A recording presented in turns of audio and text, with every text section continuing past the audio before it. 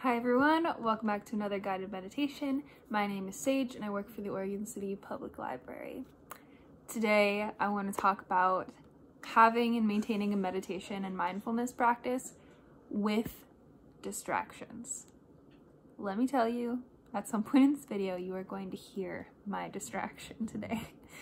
And sometimes it can be really hard and really frustrating, especially when you're like trying to do this thing, you know, you're like, this is my time to be quiet, to have some peace, and that's totally valid. And if you can find time to step away from those distractions, that's very good and very helpful. But sometimes that's not practical, that's not accessible.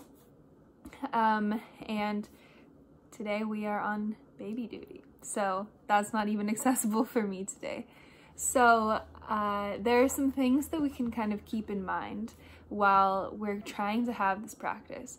And the idea of meditation, the idea of mindfulness can be something that's really small, you know, it doesn't have to be like a 10-minute sit down, be quiet, think your thoughts or don't think your thoughts. It doesn't have to be regimented. That can be beneficial, especially if you are a very structured and organized kind of person. But like I said, yeah, it's not always accessible, and sometimes we just need to find mindfulness. We need to find that kind of meditative state while we are living with our distractions. So the first thing that we can do for this is check in with ourselves and see if we're staying present. So maybe you are as school begins, and my partner is in a classroom now. Lots of you may also be in a classroom. Think about, even with all of the chaos happening around me, all the different voices, the different energies, the different needs and opinions, etc. Am I able to remain present in the moment? Because one thing that we often do is just try to distract ourselves into a state of dissociating from those distractions, right? We desperately want to look at our phone or watch TV or get into our head for some way to kind of take us out of what's going around us, because distractions can be overstimulating and it can be a lot to handle, especially if we already are tired or whatever it may be. So the first thing to do is check, am I remaining present? And sometimes that also in itself isn't something that feels good to do.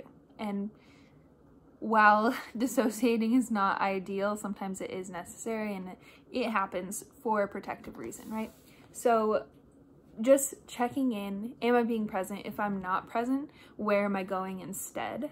What am I turning to instead? And is that actually helping me mentally, emotionally, that kind of thing? So is scrolling through Twitter actually helping your mental state with all of the distractions going around you, which then can sometimes add to the irritability?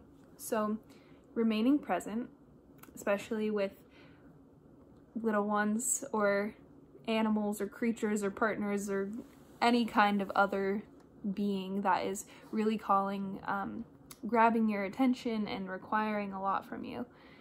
Remaining present can sometimes just be making space for that conversation that person wants to have, or sitting on the ground and playing with them until they're ready for nap time. So things like that. Checking in. Am I present? Am I here in my body?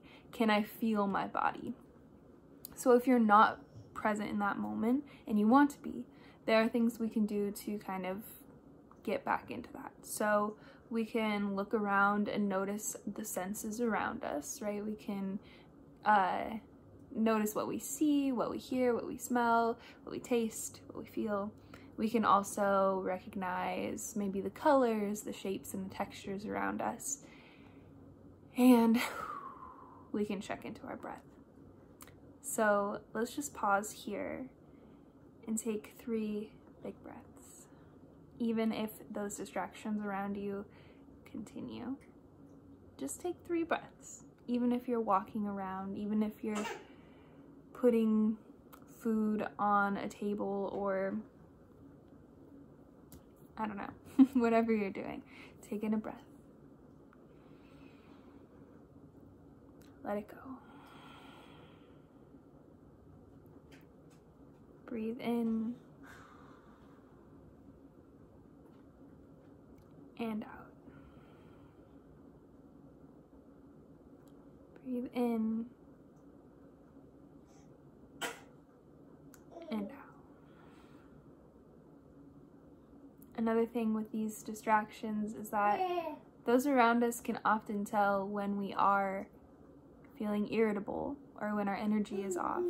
And that's also going to impact how they are. So the more irritable we are, the more irritating they might be. And so it's this constant cycle, right? So the next thing we can kind of check in with is, am I creating a thriving space? Am I creating a space that is going to allow me and my distractions,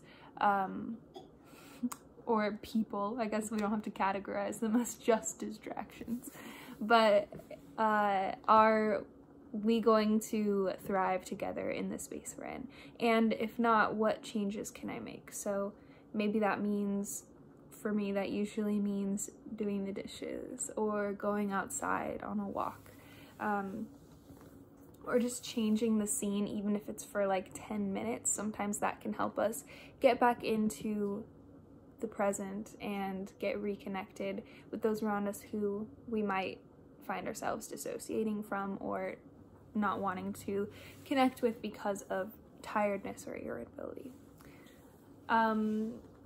So yeah, this is a funny thing to talk about because it might not seem like this is meditation. It might seem like doing the bare minimum to like be okay sometimes, but things are overwhelming, and sometimes meditation looks like this. Sometimes meditation is taking one intentional breath throughout your day. So just kind of having that in your head of, okay, how can I find these little pieces of meditation throughout my day, even if they are small, even if they are, or if they aren't what you might usually think of as meditation. Just know that that is also still really beneficial for your mental health, your emotions, your physical body, just taking that time to be intentional about breath and mindset and recognizing and honoring your emotions, because they are valid. Even when we are distracted or irritated at the distractions, we are still valid in that moment. Right? Did you finish your chicken nuggets? Thank you for joining me today, and I'll see you in the next one.